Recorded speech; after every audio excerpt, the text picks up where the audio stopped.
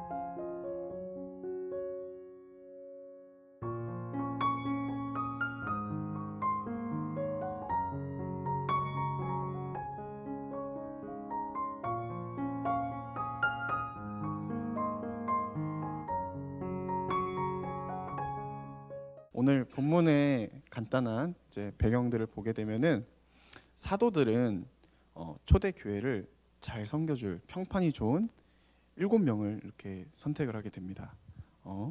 점점 예수님을 따르는 제자들이 많아지면서 하나님의 말씀을 제쳐놓고 이제 그들이 그 사도들끼리의 접대를 일삼는 이들이 많아져서 이제 성령과 지혜가 충만해서 칭찬받는 사람들 7명을 택해서 이제 올바른 복음을 전달케 하는 직분을 세웠습니다. 네. 그래서 사도행전 6장에 사도들은 초대교회를 올바른 복음으로 택하여서 올바른 복음을 전달케 하는 직분을 세웠는데 그게 누구냐? 바로 스테반 집사님이죠. 그 7명 중에 한 분이 스테반 집사님입니다. 네. 결과는 하나님의 말씀이 왕성해지고 그리고 제자의 수도 늘고 이 예수님의 도를 복종하는 이들이 정말 많이 늘어났습니다. 네. 근데 이 스테반은 은혜와 권능이 충만하여서 예수 그리스도의 성령에 힘입어 큰 기사와 표적을 민간에 행합니다. 이게 성경 내용에 나와 있습니다. 네, 성령에 힘입어 큰 기사와 표적을 민간에게 행합니다. 네, 기사와 표적들은 예수님께서도 행하셨던 것들이죠. 뭐 병자를 일으키거나 죽은 자를 고치셨고 살리셨고 귀신 들린 자도 치유하시는 능력을 가졌는데 스테반 집사님도 8절을 통해서 알듯이 성령을 입어 그리했다고 합니다. 그러자 이제 예수님을 믿지 않았던 유대인인 자유민들, 네, 예수님을 믿지 않았었던 유대인인 자유민들이 이를 두고 스테반이랑 논쟁을 하기 시작합니다. 네, 그들이 설득되지 않았기 때문이죠. 결국 그들은 나중에 거짓 증인들을 끌어모아서 공회에서 스테반을 거짓인 사람으로 몰아갑니다. 네, 정말 억울하지 않겠어요? 네. 그럼에도 불구하고 스데반의 얼굴은 천사 같은 얼굴을 하고 있다라고 15절에 나와 있을 거예요. 네. 이번 말씀에 키워드를 몇 가지 드리겠습니다. 네, 먼저 우리는 스데반 집사님을 닮기 위해서 스데반 집사님이라는 사람을 알아야 하겠죠. 네. 첫 번째, 저는 총 두 가지의 성질을 이렇게 스데반 집사님의 성질을 발췌했는데 네, 어쨌든 첫 번째 성질은 성령이 충만한 자입니다. 네, 여기 제가 이렇게 썼는데 따라해 볼까요? 라고 썼습니다. 따라해 볼까요? 네. 성령이 충만한 자입니다. 성령이 충만한 자입니다. 아, 네, 감사합니다. 네, 본문의 9절 그리고 10절을 보게 되면요. 병선 형제가 한번 읽어 주실 수 있나요? 네, 9절, 10절을 잠깐 읽어 주세요.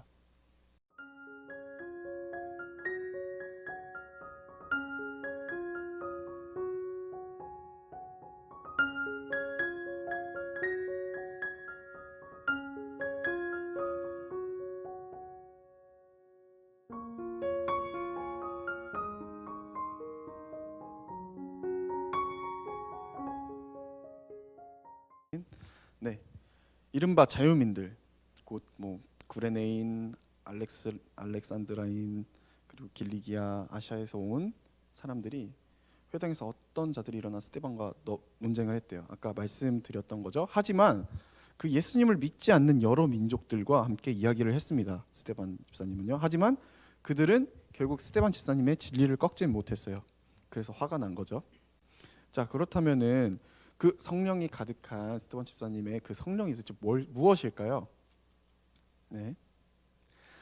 고린도전서 2장 11절에 이렇게 적혀 있습니다. 뭐 오직 하나님께로부터 온 영 이렇게 적혀 있습니다. 이것이 성령입니다. 이 영은 예수 그리스도의 영이라고도 불리는데요. 예수님과 성령은 저희 삼위일체 하나님 보면 성자, 성부, 성자, 성령으로 성령으로 이해되면 아주 편할 것 같네요. 네, 예수님이 부활하시고 승천하신 후에 우리가 그 영으로 인도를 받습니다. 성령으로 인도를 받습니다.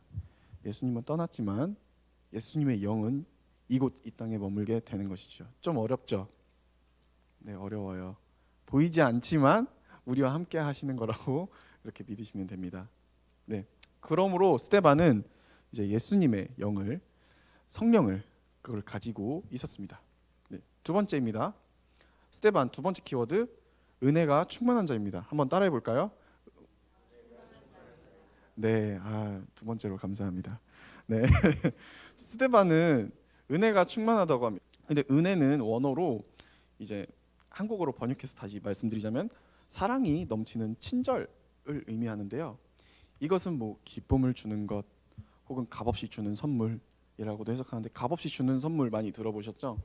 네, 목사님이 많이 말씀하셔서 아마 다들 아실 거예요. 이 선물이 스데반을 단단하고 담대하게 만들었습니다. 이 값없는 은혜, 선물을 넘치도록 받으니 그가 담담할 수밖에 없겠죠. 마지막 절에 천사와 같은 얼굴을 하고 있었겠죠.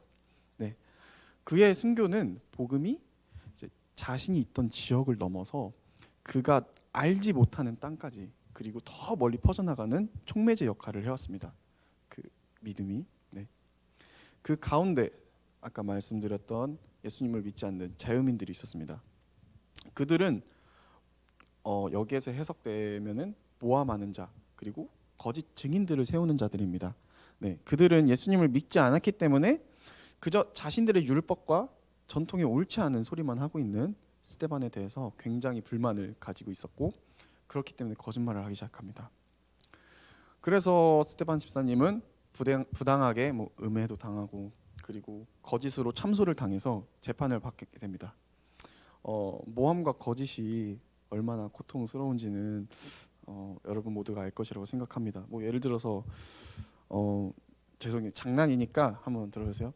이렇게 진우 형과 병선이 형이 있는데 병선이 형이 정말 먹고 싶은 치킨이 있어요. 근데 진우 형이 그거를 먹었어요.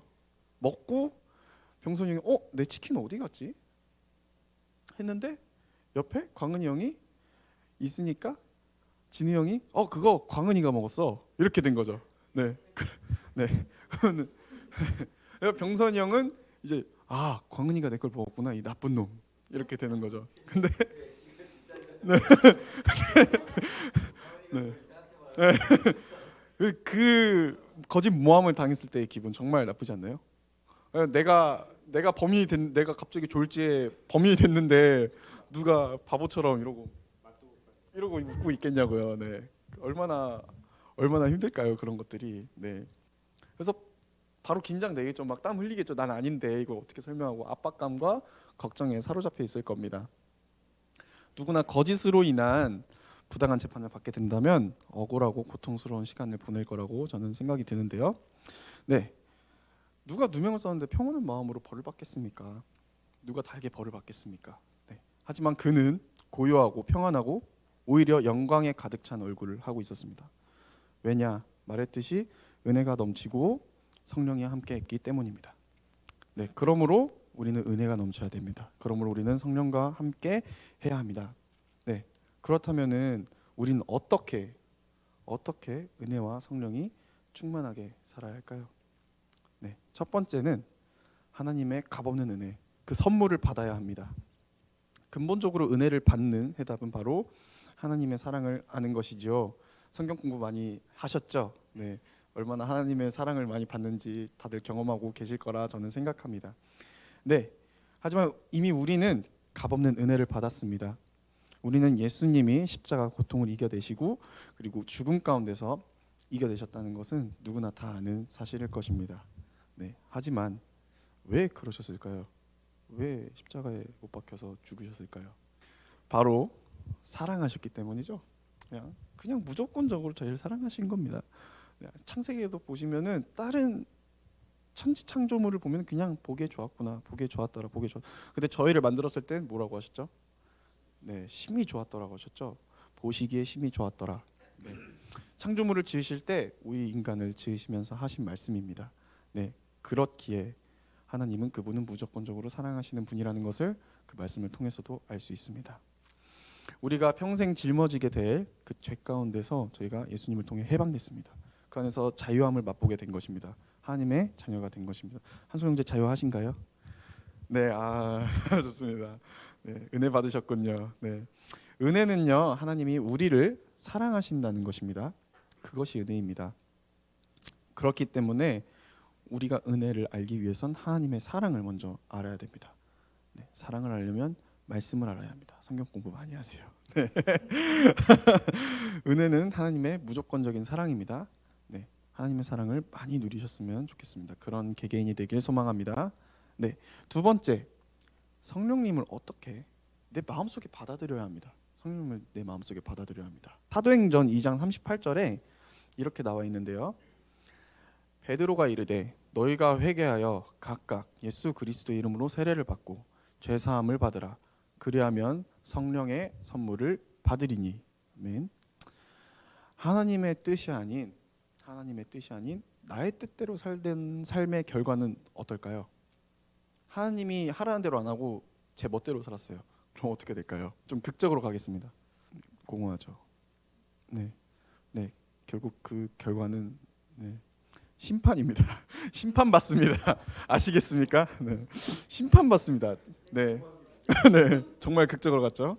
심판은 죄의 결과입니다. 우리가 핸드폰을 땅에 떨어뜨리면 언젠가 핸드폰이 부서지는 거랑 똑같죠.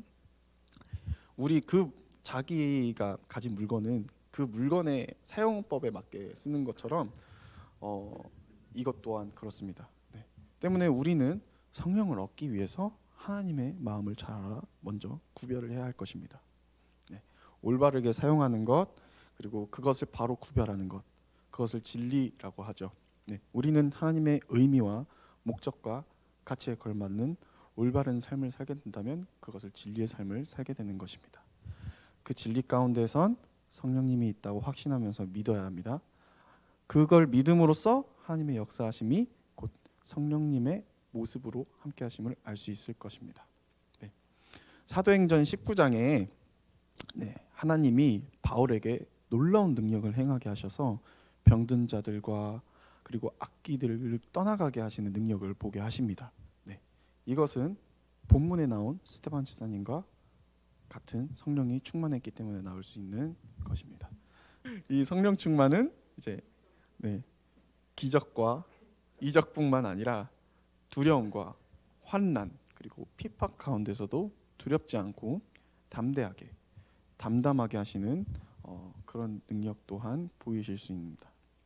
네, 스데반이 억울한 재판을 당할 때에도 그가 담담한 천사의 얼굴을 할 수 있었던 이유는 진리의 성령님이 함께 하셨기 때문입니다.